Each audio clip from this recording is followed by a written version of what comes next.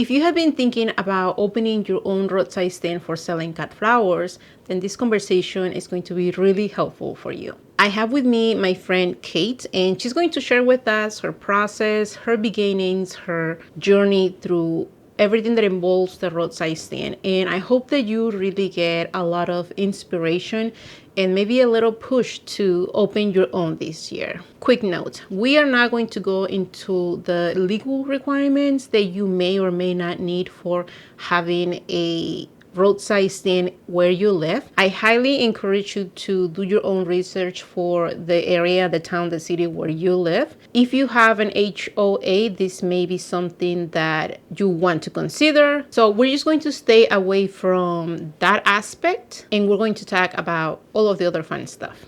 I am so excited to welcome Kate to this conversation because I know if you are thinking about opening your own roadside stand, you're going to love this conversation.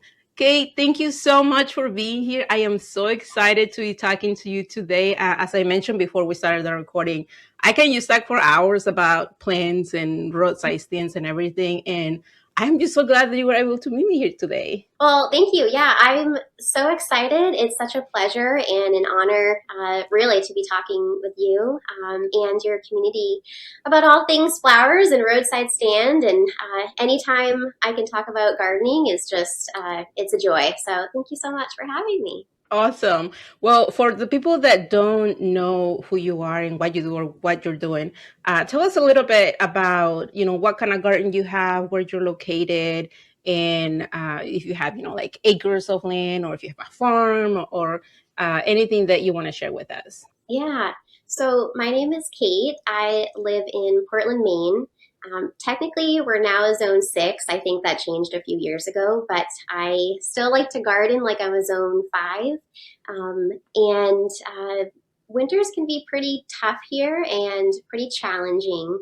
We often get, temperature extremes, below negative, and then followed with that in the wintertime we can get ice storms and just our snow accumulates. So it's not uncommon for at the end of the season for us to have snowbanks that are like 5 to 6 feet tall. So it Wow. can we need the plants to be pretty tough out here. As far as the size of my plot, we're on less than a quarter of an acre in the city suburbs. So that real estate is kind of it's kind of a challenge because you're trying to fit in as much as you want in a smaller space. I wish we had acres. That would be that's the dream, right? That's the dream. Right. But I'm just grateful that I even have a space to garden in. Honestly, but yeah, so it's a manageable space for me right now, which honestly is everything.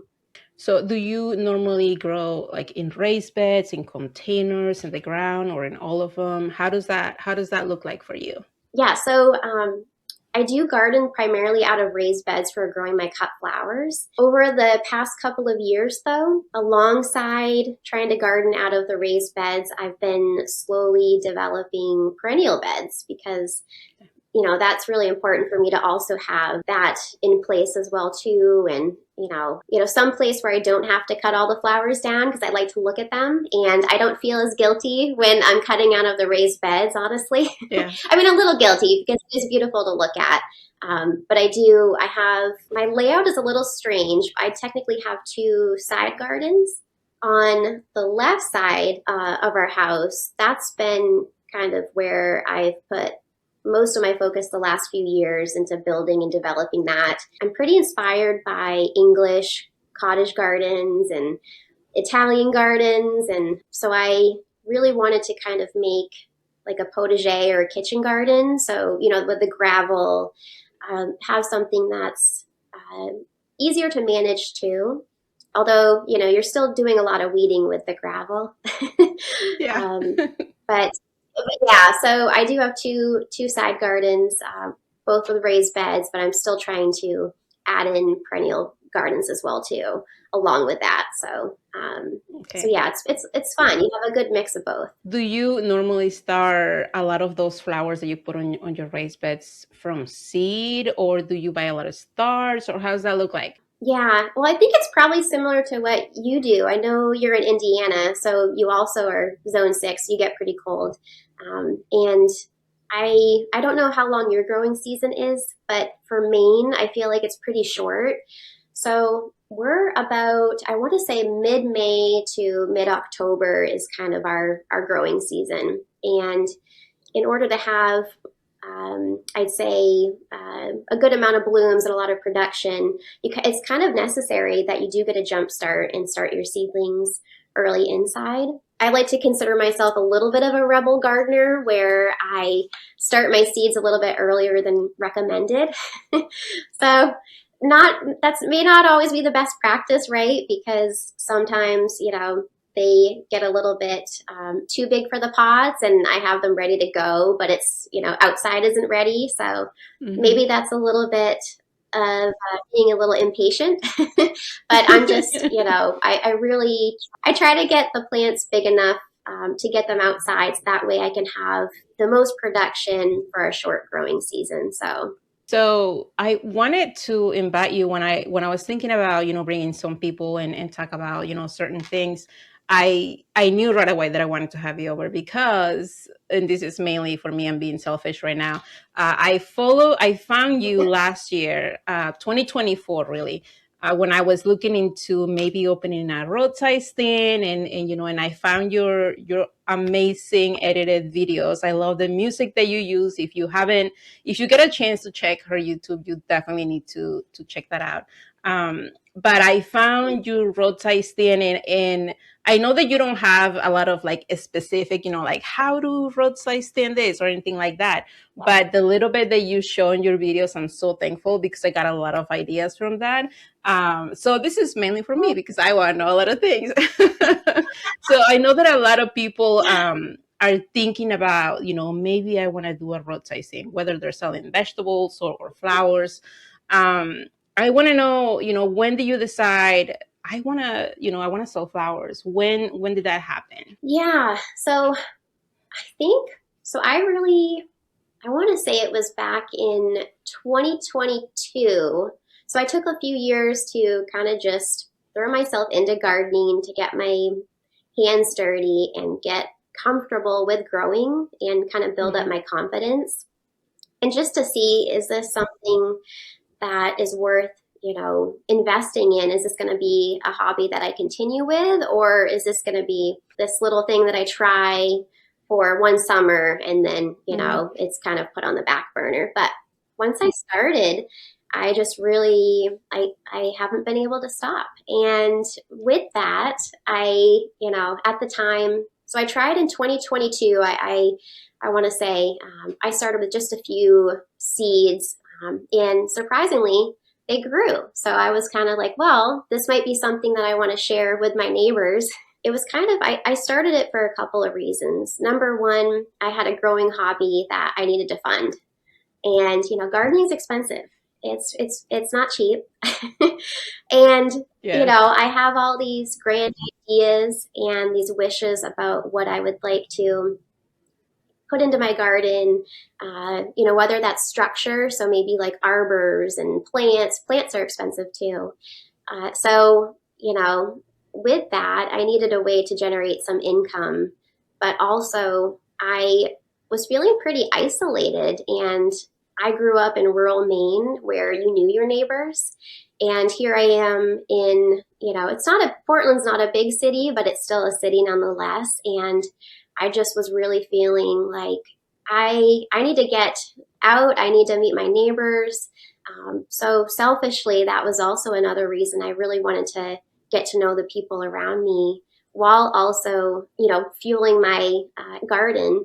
And if I could, hack my garden and do it for free little by little, then it was kind of a no brainer. And it just kind of developed into much more where I've developed these really deep connections with my neighbors, and so much Hmm. so that I visit them during the holidays and I check in, and it's so much more than just that, but it was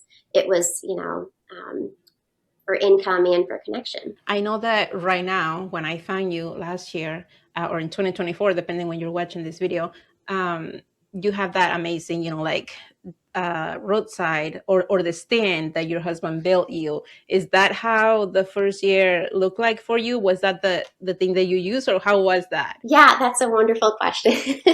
So I think I sent you a photo of what my, I like to call it rustic setup Yeah, was at yeah. first. So back Vintage, yeah. yeah. So back in 2022, I started so small. I think I maybe sold about 8 bouquets total through the year, and I use bouquets that term lightly because it was just maybe a few zinnias and a cosmo. It was just this tiny Yeah. little wimpy Yeah. little bouquet, and I threw them into a mason jar. And you know those when you get the proven winners. Plants and you have the tray for them. I just Uh-huh. put a Uh-huh. few basins. That was my stand. I put it on the sidewalk, and I had just a few mason jars, threw in a couple of flowers, and then I hand painted a sign.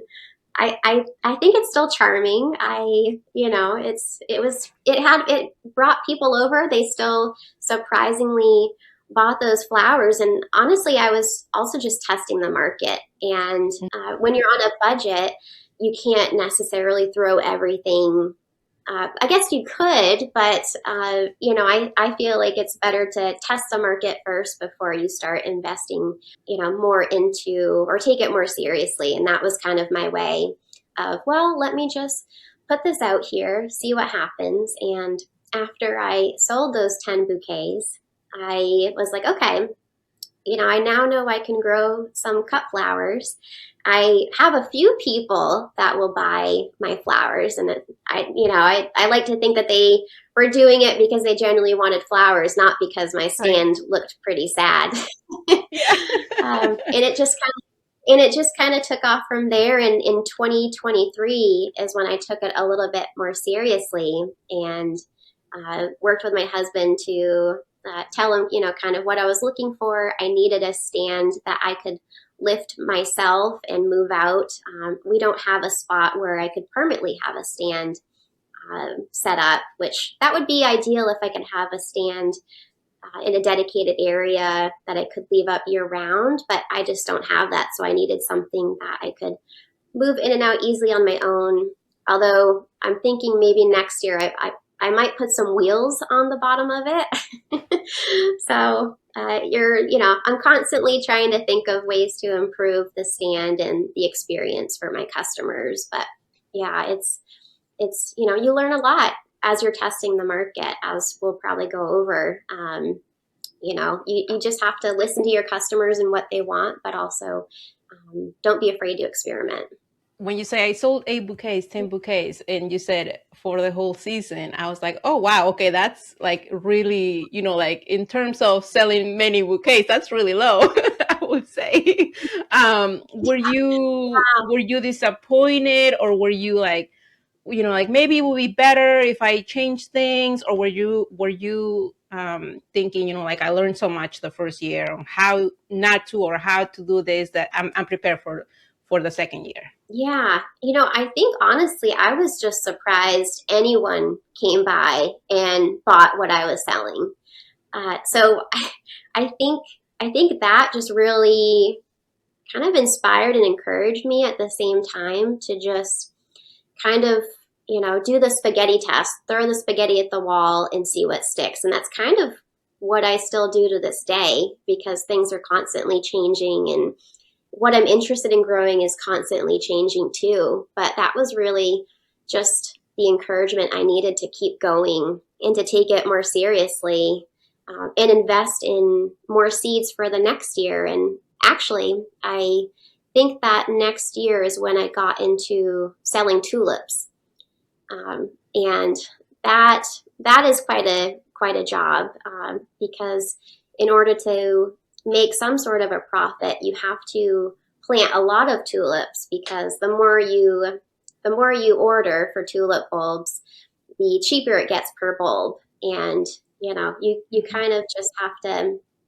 figure out what the what that fine line is between okay, making this sustainable and also not pushing out your customers in terms of price. Every area is going to be different. So what I price for my bouquets will be different depending on where you live. It's ultimately just doing a lot of testing. So yeah, I'd say the first serious like 2023 and 2024, I really was trying to be as observant as possible in terms of what customers are buying and what price point. And honestly, I also felt so guilty trying to put a number or price on my bouquets at first that I just did pay what you can, because I really do want my bouquets to be accessible. But when they started going like hotcakes at pay what you can, I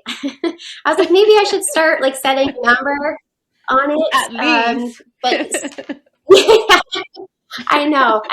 And so I settled on a number for 2024. I think it was like $10 a bouquet in 2024. And then, things have gotten more expensive too. And there's just so much time involved, as I'm sure you know, in the whole process of putting a bouquet together. I think I was very surprised at how much, time you invest into your Mhm. bouquets. So then I started to factor in that cost too. What time am I investing into making these bouquets, and um, harvesting, conditioning them, just everything. I think I've settled on a good sweet spot for a price, but certainly I encourage anybody who's curious and, going to be venturing out and doing this on their own to don't be afraid to set a price point, but, don't be afraid to kind of change that if you need to, depending on, how fast are these bouquets going, or maybe they're staying around a little bit longer. Maybe my price might be too high. So it's going to be very dependent on where you live. I'm glad that you mentioned conditioning of the flowers. How right now, or let's look at the last year, how does a day look like for you if you want to open your roadside stand tomorrow? How does that look like Yeah. for you? Do you start the day before harvesting the flowers? What is the process that you are finding to work that is working for you? Yeah. So that's a great question. So I currently work during the day. So it's usually nights that I'm harvesting. And I'm in my garage for a few hours after I've harvested and prepping. So cleaning the stems, choosing which ones are sellable versus which ones aren't, and then conditioning the stems. So then I put them in my basement overnight to allow them to get to their peak. Um, and that's just the whole night. Then the next morning, so before work, I'm out there getting the stand set up, wrapping the bouquets. Sometimes I'll try to wrap them at nighttime the night before too. But yeah, it's usually nights or weekends that I'm focusing on my bouquets, and that's the time I have to dedicate to the stand. But I would say if anybody has a little extra time to dedicate, I think still the best time to harvest would be nights and mornings. That's the best time for harvesting flowers. So I think regardless if you're working full time or not, that's still going to be probably the times, when you're going to be out there anyway. So, it's really no different. Do you have a date of the week or days of the week that you have your roadside stand open, or is it just kind of like we'll see what's flowering Yeah. this week or what's blooming this week, and we'll go from there? Yeah. So if I have a lot in production where I know that I can dedicate, a day and let my customers know on my Instagram ahead of time, then it's usually going to be Fridays and Saturdays. And that's typically, I'd say, halfway through July and August and September, I can dedicate those days to setting the stand out. But before that, my flower production is still trying to ramp up. So I'll just harvest what I can, and I may set out the stand on, a Monday or a Wednesday. But really, I think for us in Maine, our main production months are going to be our summer. And that's when I can set aside and say, okay, we're going to be open, or I'm going to be open from this time to this time. And that way, at least my customers know ahead of time that, okay, if I'm swinging by, I know she'll be open on Friday or Saturday morning. But before that, I'd say May through the first part of July, it's random. So it's a surprise. It's a surprise to Yeah. me. Yeah.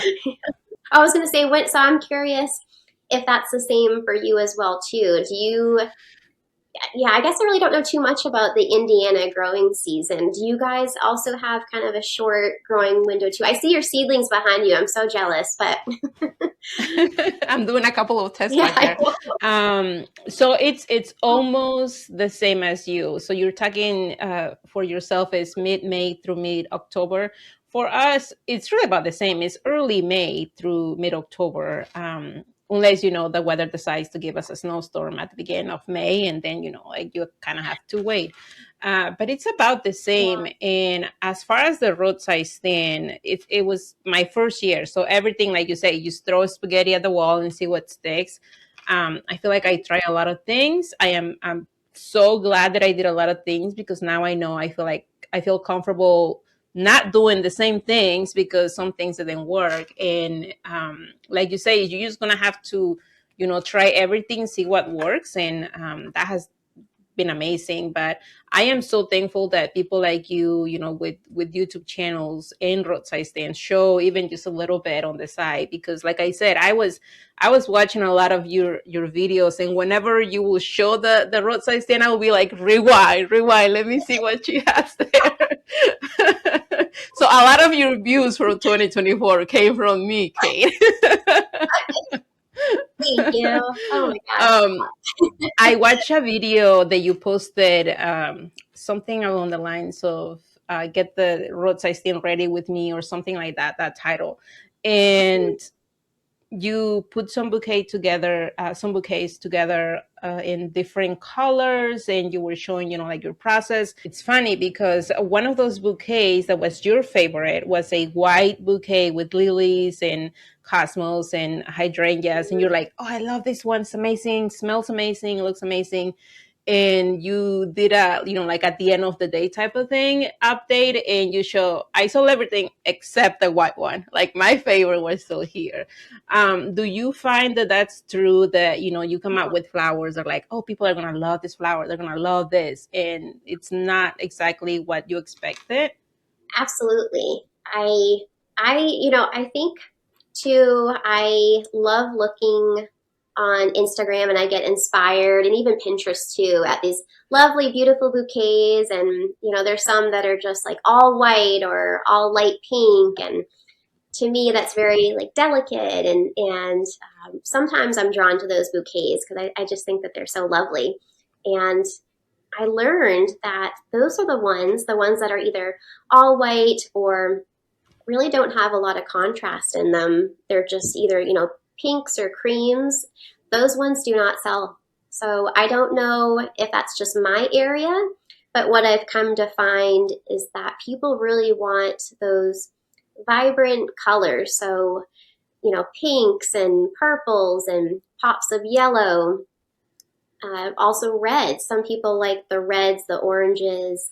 So even though I may not be necessarily drawn to getting bouquets with lots of red or orange, other people, my customers do. Those are going to be the Hmm. ones that sell first. And it took, it was pretty quick for me to realize, hey, if I'm putting this out, they're not going to be, they're not, that one's not going to Yeah. sell. It's the same with Yeah. tulips too. So with tulips, I group them depending on each color. So I'll have like all red ones, all yellow, and every single time my either all peach or all white, they don't sell. And I just realized, okay, so moving forward, I think if I'm going to have white, it's just going to be a little bit of a sprinkling in my bouquets, but it can't be the full color for those bouquets. I also found what doesn't sell. I tried to sell single stems. So, like my gladiolas, I love gladiolas, but people around me they don't want to buy, single stems. They just want a ready-made bouquet.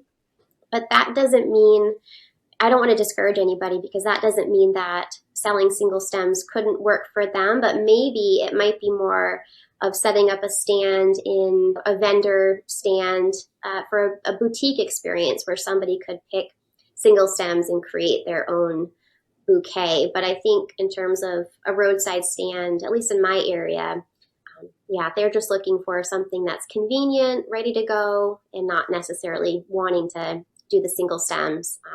So yeah, tons of contrast, tons of color. Those ones will go first. And let me tell you, if again, if you have not found Kate's YouTube channel, you definitely need to watch your gladiola. I mean, I don't know how you're growing them. I'm gonna have to get some tips because they're gorgeous. There's a few pictures and a few videos where you're just walking with 4-foot stems like across your body. I'm like, how is she doing that?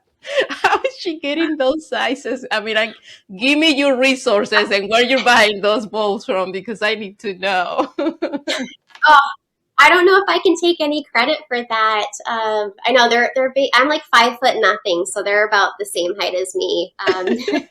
Maybe they really maybe they really like the cold weather.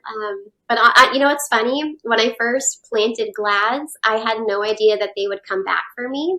I thought that they were annuals in my area, and I was so surprised. They would just keep coming back. So, if you're curious Interesting. about growing glads yourself, I recommend anybody to just try, experiment. I think That's that's the name of the awesome. game.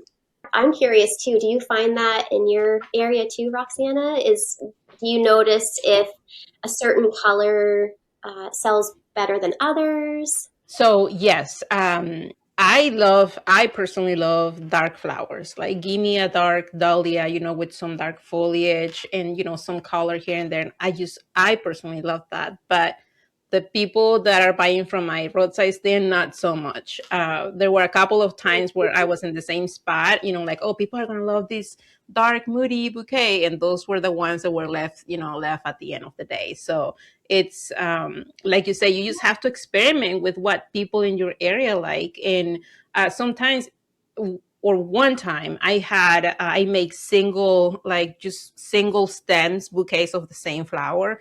And I did one time I did zinnias, and then I did lisianthus. For sure I thought lisianthus are gonna go right, like lisianthus, hello. Yeah, People were taking the I zinnias, and know. I'm like, what am I doing spending all this money trying to grow lisianthus if people are just going with the zinnias? Yes. It doesn't make sense in Yes. my mind, but that's what I like. That's what I will do. But you Yeah. definitely have to try for your area and see what's working. Well, okay, so talk about wanting secrets and tips. I, for the life of me, cannot grow Lysianthus, and I think probably you would love. I think probably they're your favorite because you know and appreciate how much time goes into growing Lysianthus. So I think that might be part of it. But yeah, I'll need your tips because I've tried, and it's just maybe I don't have the patience. I don't Well, know, I but tried for yeah, 4 years. I tried for 4 years and I couldn't for the life of me get them. I mean, I germinate them well. I grow the plants super tiny, but then they just die. They just don't make it outside. So yes, I started me buying too. plugs. I mean, that's just the easiest. But honestly, if I keep seeing this respond to Lysianthus versus something like zinnias, I Yeah. mean, I'm just gonna have to skip those and just, financially, like you say, things are expensive. And if I'm trying to bring this, unique one of a kind or something that maybe not a lot of people with other roadside stands in my area have, it's just not going to make sense. Yeah, yeah. The cost is a big factor, and I think by year three, so maybe 2024, I allowed myself one specialty flower. So I will grow one specialty flower and just, try to incorporate it and throw it in. And, selfishly, because I want to have something, a little bit different. But also, I want a new challenge. So it can, get a little boring if you're growing the same thing year after year. So it's also just kind of trying to spice things up a little bit. So I think I started growing asters, different kinds of asters, and those people really they did love them, but it wouldn't have made a difference. It didn't really make a difference and sell them faster. It was just because I wanted to grow them. But yeah. I completely understand. So now that you have your roadside stand, you have your beautiful stand that your husband made you, and you kind of have, everything. You have a system for how you like to do things. Do you use any sort of marketing outside of the signs that you have by your street, or do you have signs somewhere else saying, come to my roadside stand? Social media, maybe. Yeah, it's a mix of both. So I had a sign made, or I made a sign on Canva. With Canva, you can make and design your own uh, road sign. And so that's kind of what I did. And I put it out at the end of my street. And really, it's just that. So I'll get people driving by or walking by. And then Instagram. I actually didn't start out posting on Instagram until I had neighbors find me because of my packaging on my bouquet. So they saw I have a stamp on my bouquet wrapping, and so they just looked me up and sent me DMs asking me, "Hey, do you have flowers today?" And when that started happening a few times, and I was messaging people, I realized, oh, I should probably start putting some information out for people if they're curious. So I started Mhm. posting a few stories. I'll make an Instagram post when we're open or sold out. So really, I just do the Instagram stories, and I'll do a posting here or there when we're open versus when I sell out, and then just the simple sign to get passerbys and let neighbors know when I'm open. I try not to make it too complicated, just easy on Mhm. myself, and it works great. Works just fine. Do you have any part of these selling bouquets at your roadside stand that you really dislike? If there was something that you could just remove from the process, what would that be?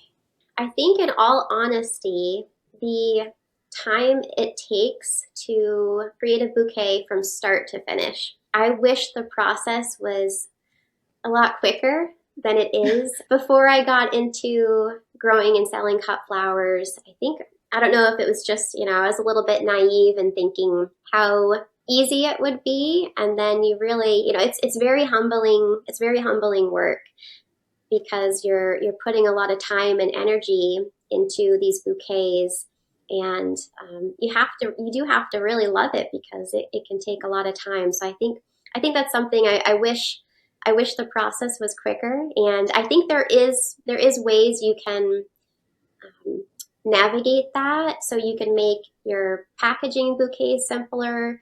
You can make your process of putting bouquets together simpler. So laying out groups of flowers and kind of just trying to put them together as you go and having a recipe, if you will.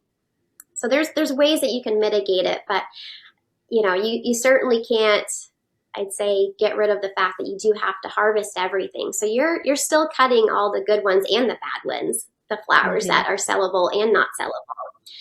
I guess I didn't realize that at first, that, if you do want a cut and come again flower, you still got to cut them off. Yeah. So yeah, there's a lot of time invested, I'd say. So that's probably the biggest challenge for sure. For the people that are thinking about, like maybe opening a small vintage, simple roadside stand, this year, what is the advice that you will give them, for just jumping in? Yeah, I'd say there's a couple of things. I think, let's say maybe they're new to gardening as a whole. I think probably the first step would be to, this is going to sound boring, but watch your land. Watch where you're going to garden first. Watch for the sun and time it. You'll have more success if you can grow in full sun. So we're talking 6 to 8 hours of full sun. So make sure where you want to first grow the flowers. That's number one. Pick a spot. Also, I think set a budget. I think that's really important too. So I don't want anybody to feel like they have to invest all of this money up front to be able to sell cut flowers. I mean, I started with really just a single 4x4 raised bed. And I think to this day, you can still, like, that's still obviously doable because, Hmm. seeds, you can get a packet like zinnias, get some cosmos. Also, I love the idea of basil. in your Mhm. bouquets. There's something that's fragrant, it's easy, it's not as invasive as mint. Don't plant mint in your garden, it will take over. I was told only to recommend mint to somebody that you want to give them a hard time. So just steer clear of mint in and then I would probably do one dahlia. So I think if you do those four flowers, you will not only have a bunch of repeat flowers and repeat blooms. It's pretty affordable. You can get a packet of Mhm. zinnias, cosmos, basil, and you can get one dahlia tuber if you'd like, and just start from there. And I think whatever you have in mind where you want to start, I'd say maybe even make it simpler. So try to be gentle on yourself, I'd say. And also, don't be discouraged if that first year that you start growing, that you're not harvesting as much as you thought or producing as much as you thought. Now, I Mhm. don't know for you, Roxana, if you have the same thing, but in my garden, I've noticed that, let's say I've planted about 1,000 tulip bulbs. I can only get about 700 of those that I Hmm. can sell and put out. And I've noticed kind of the same for anything I'm growing is that right off the bat, I kind of deduct about 20% from what I'm expecting in terms of harvesting because, weather's a factor. Then there's human error, maybe, or maybe there's pests, whatever it is. I think just kind of lower your expectation in terms of what you're going to produce. I do that pretty much almost every year because you just never know what to expect. So I think set a budget, be gentle on yourself, and don't be too caught up on trying to grow the fanciest thing. And I think comparison is the thief of joy, and we see everything beautiful on the Mhm. internet, but what it comes down to is honestly people just all they want is fresh cut flowers, and they don't necessarily need to have Lysianthus, although I would be over the moon and I wish you were my neighbor because I would buy um, but just that may come in a couple of years when you build your garden and maybe you grow something a little bit selfishly for you, but no, you're not necessarily going to reap a big profit from it. So